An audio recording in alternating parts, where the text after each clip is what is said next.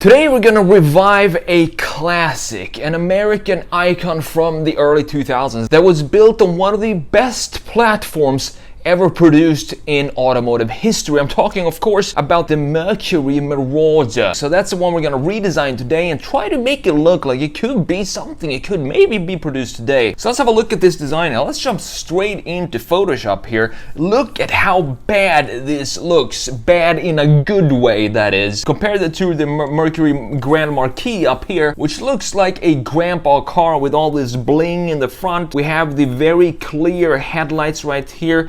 White colors, very subtle and super boring, very generic. One of these Need for Speed extra cars that you see driving around the track to fill up the worlds or the tracks. That would be the Grand Marquis up here. But can you just imagine the small changes that they made to turn it into one of the baddest cars of the early 2000s, which is of course the Marauder down here, which in black, simply changing the color to black just makes it look a whole lot cooler. But there is a lot more going on here in the change from the Grand Marquis up here to the Marauder down here, not just the color. So you have a performance version. That's what Mercury wanted to do with the Marauder. It was only in production from 2003 to 2004, unfortunately, and they even did a cool convertible concept that never saw production. But I think it would be so cool to have that out in production, because that would be almost like pretty much like a Crown Vic convertible as well. And I've never seen that before. Not only did they turn it into a convertible, but they also turned it into a two-door, and it looks like the ultimate South Beach or Ocean Drive cruiser, this Marauder convertible concept. Too bad it didn't reach production. So out of the other changes that we have in the front here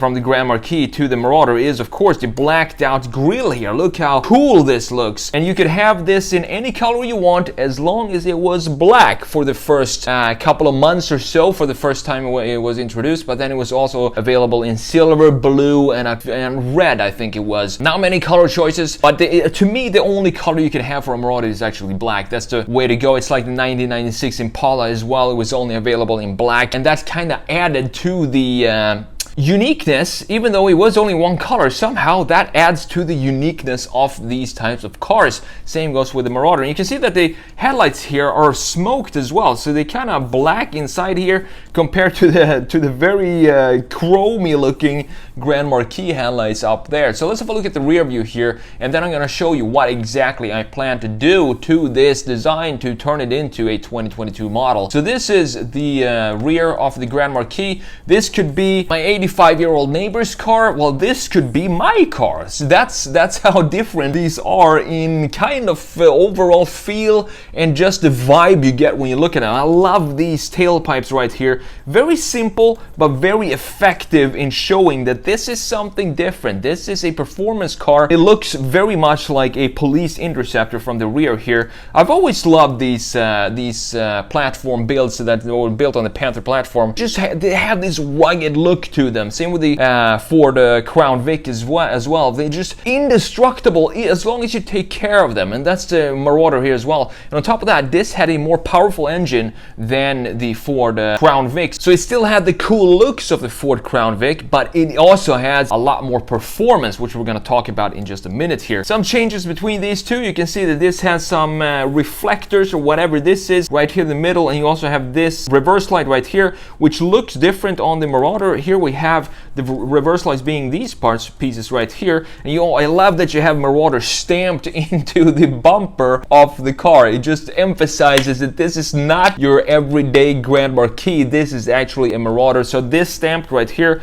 with the combination of the two tailpipes right here just shows that it's a special model. And of course you have the blacked out part down here with the raspberry red taillights right there. It's a beautiful car. On top of that, you have these chrome wheels, which I'm not usually a fan of chrome, but if I were to have chrome on some vehicle, the Marauder would be the one where it actually suits the overall feel of the car. I'm not sure if I wanted to have these trim pieces around the window be black. I'm probably going to do that in the redesign. With that said, let's have a look at what we're actually going to do here to the redesign. I'm going to do this front view right here, maybe another view of this Marauder down here. But what we need to do to bring it into today's world is, of course, we need to lower it right here. We need to bring it, not lower it, but we need to bring the bodywork bodywork closer to the ground. So something like this, add almost like a body kit onto this design. This piece in the middle right here, this needs to go. So I want to have a smooth transition from the surfacing from the top of the door down to the bottom as well. Maybe create a body line that goes in here, so we have some sort of odd looking graphic details into the body lines of the car. But the proportions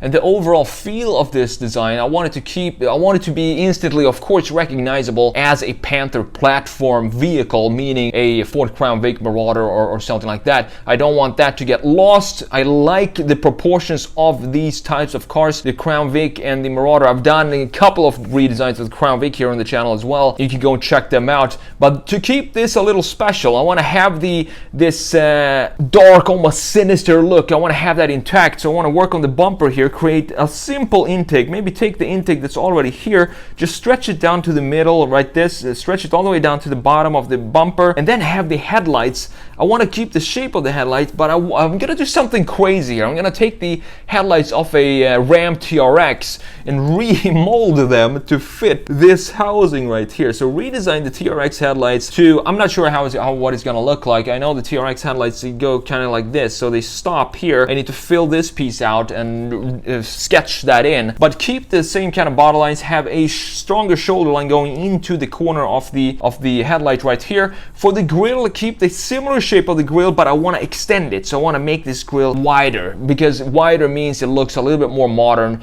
Grills today, as we all know, they become bigger and bigger and bigger and bigger for no specific reasons. In the same time, the internal combustion engines are getting smaller and smaller with the help of electric motors and superchargers and turbos. But at the same time that the grills get bigger, which means that it would theoretically mean that the engine needs more cooling, but the engines are getting smaller, so it doesn't make sense. It goes in the completely wrong direction. Well, what should happen logically is that the grills would become smaller, since the engine would become smaller as well and doesn't really need as much cooling. But anyway, we're gonna take the current trends and implement them right here. So have the grill maybe go out to this point right here. That means that this line right here needs to follow this new grill. So we need to do a couple of redesigns in the hood here as well. Details such as the door handles need to go and change. When we maybe add an indicator right here to the side mirror, something like that. But with that said, let's jump into Photoshop here. Let's get started with the redesign. Let's see how this is actually going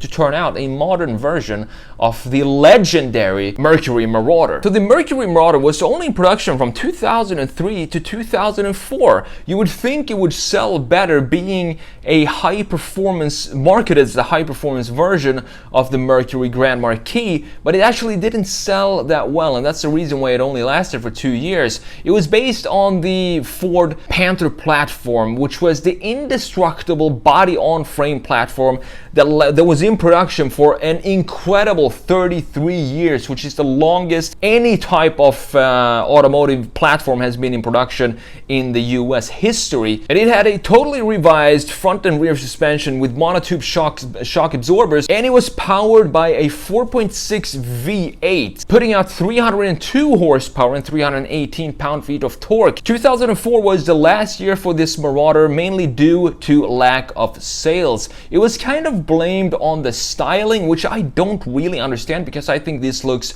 like a really cool car, and the fact that the Ford Crown Vic was still selling well at this point, it just doesn't make sense to me why people wouldn't want a cooler looking Ford Crown Vic like the Marauder actually was. And so some of the lack of sales was blamed on the styling, and some was blamed on the incorrect targeting, the wrong audience. Originally, the plan was to make this in only be available in black, but eventually the Marauder was offered, as I said, in silver, blue, and red, but in limited quantities. Now, after the Marauder was discontinued, the Ford Crown Vic LX Sport remains and bears a similar appearance to the Marauder, but is powered by the lesser 4.6 liter V8 at 239 189 horsepower instead of 302, which is a massive drop in power. The LX Sport still offers the same exterior and interior colors as the Marauder. However, there's a big difference still on the interior, and that is the wood grain trim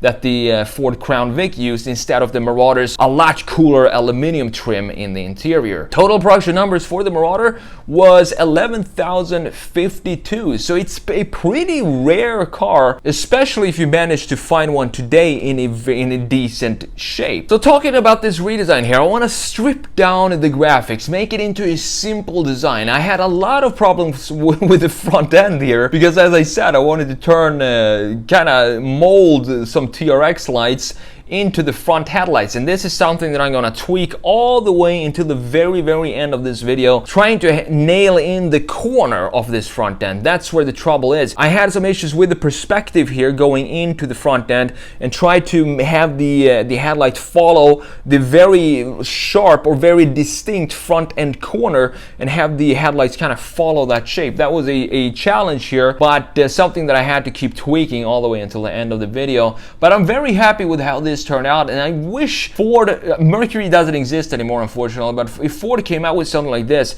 something retro like this, maybe even turn it into an EV, because I've said this before, if you want more people to embrace the new era of EVs, one of the best ways you can do, and that's what I think a lot of companies are doing today, is to bring back old, fantastic, legendary models from the past. Maybe not super far back, but this is a perfect example. Early 2000s. Bring them back in a very similar shape.